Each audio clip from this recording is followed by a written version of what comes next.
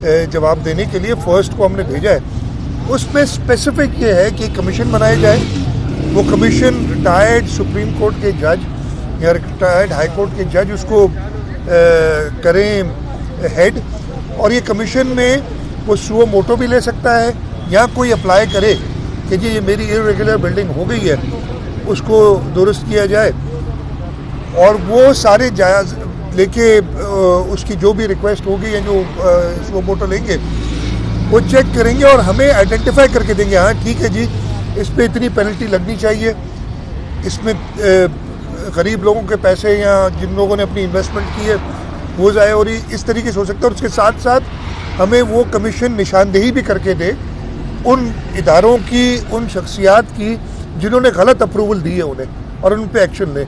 तो ये कानून में बिल्कुल है। वैसे भी मैंने इसके लिए एक ऑर्डर दिया हुआ है नस्ला टावर के लिए कि जो अप्रूवल्स दी हैं, अनफॉर्चुनेटली मैं वो केस की अब मेरिट पे इधर बात करना मुनासिब नहीं है सुप्रीम कोर्ट की, लेकिन मेरा पर्सनल ये ख्याल है कि इसका कोई और तरीका हो सकता था इसको गिराने की बजाय। जो अगर वायलेशन थी थोड़ी बहुत, इसलिए कि इसमें वायलेशन अगेन फिर मेरिट पे चला जाऊँगा, ऐसी नहीं नज़र आ रही थी कि ये पूरी 14-15 मंजिला इमारत को और उनके सारे मकीनों को बेघर भी किया जाए, उनकी इन्वेस्टमेंट भी ख़त्म की जाए। अगर यहाँ पे मैं खड़ा हूँ इस्लामाबाद में, अगर इस्लामाबाद में वो 1 कॉन्स्टिट्यूशन एवेन्यू था, कौन सा था, उसमें अगर बड़े बड़े लोगों के मकानात थे और उसको 17 अरब की मेरा ख्याल है पेनल्टी थी, मतलब 17 अरब की पेनल्टी का मतलब है कि 17 अरब तो सिर्फ पेनल्टी थी। मेरा नहीं ख्याल है कि नसरा टावर इतने पैसों का है पूरा, वो अगर रेगुलराइज हो सकती है, अगर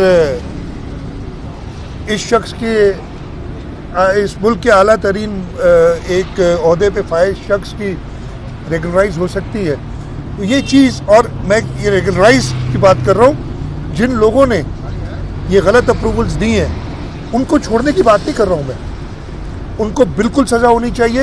अनफॉर्चुनेटली सुप्रीम कोर्ट ने किसी एक को आइडेंटिफाई नहीं किया। अगर सुप्रीम कोर्ट आइडेंटिफाई कर देती, केस ये काफ़ी अर्सा चला था, बड़ी डिटेल्स में कहते बातें आइडेंटिफाई कर देती तो हुकूमत पाबंद होती है। हुकूमत सुप्रीम कोर्ट के ऑर्डर पे चाहे या ना चाहे तो नस्ला टावर गिरा तो रही है ना। और अगर वो कह देते कि जी आप इन्वॉल्व हैं या ए अलिफ बे या कोई इन्वॉल्व है, तो उसमें हुकूमत क्यों नहीं एक्शन लेती।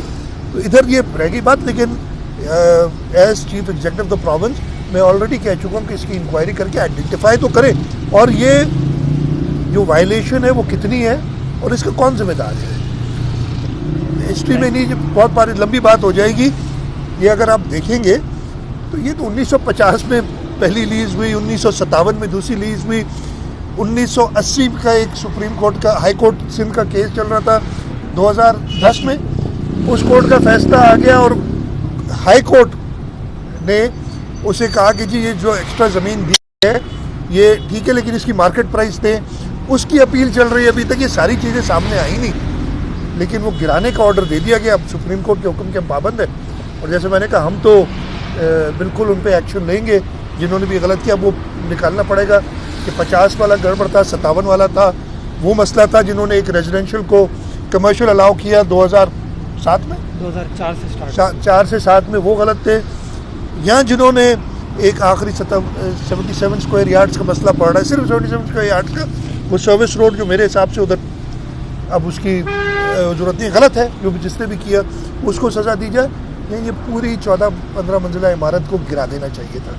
बट जैसे मैंने कहा सुप्रीम कोर्ट के ऑर्डर के सामने हम बिल्कुल पाबंद हैं। हम सुप्रीम कोर्ट के उस ऑर्डर के भी पाबंद है कि 1 कॉन्स्टिट्यूशन एवेन्यू को 17 अरब दे के रेगुलराइज कर दिया जाए।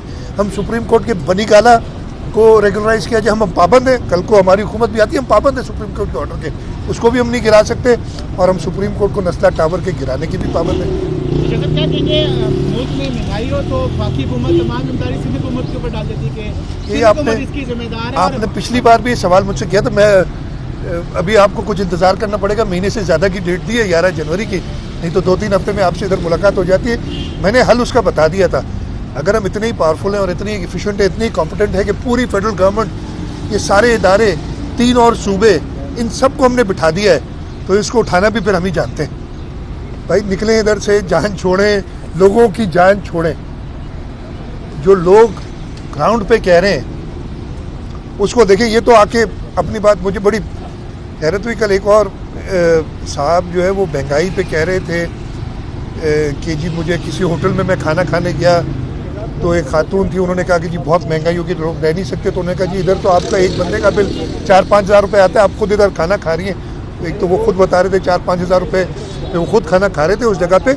लेकिन ये कोई, अगर मैं कहता हूँ गुर्बत है, इसका ये मतलब है मेरी जो बाकी लोग हैं जो गरीब हैं, जो बिल्कुल पिस गए इस महंगाई की वजह से, उनकी बात करता हूँ। ये दे देना कि जी आप तो खाना भी खा रहे हैं, मतलब कल को ये कहेंगे यार भूख से कौन मर रहा है हमें बताओ। बहुत ही बेहिस लोग हैं।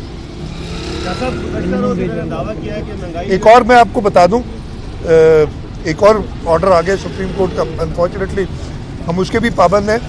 सिंध हुकूमत ने 25,000 रुपये मिनिमम वेज की थी, बाकी सूबों ने नहीं की। हमें, हमारे इंडस्ट्रियलिस्ट भी हमारे पास है कि जी हम कंपेटिटिव नहीं रह सकते, बाकी सूबों में चली जाएगी इंडस्ट्री, वहाँ पे कहीं 20,000 है, कहीं 19.5 है, जो भी है, और आप 25,000 से कम करें।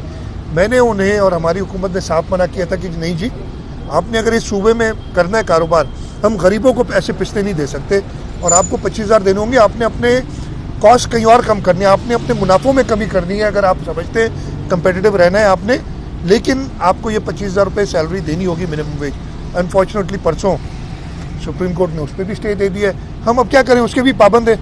सुप्रीम कोर्ट की पाबंदी ना करें तो आपको पता है और मसाइल खड़े हो जाते हैं। अभी तो एक मैं अकाउंटेबिलिटी कोर्ट के सामने खड़ा हूँ, सुप्रीम कोर्ट सामने खड़ा कर देती है, मैं आके अक्सर वो खड़ा कर देगी। सर, पाकिस्तान हुकूमत ने जर्नलिस्ट प्रोटेक्शन बिल की आड़ में वीडियो जर्नलिस्ट और फोटो जर्नलिस्ट को बाहर कर दिया साफिक कैटेगरी से। इस हवाले से हुकूमत क्या हमारे साथ खड़ी होगी?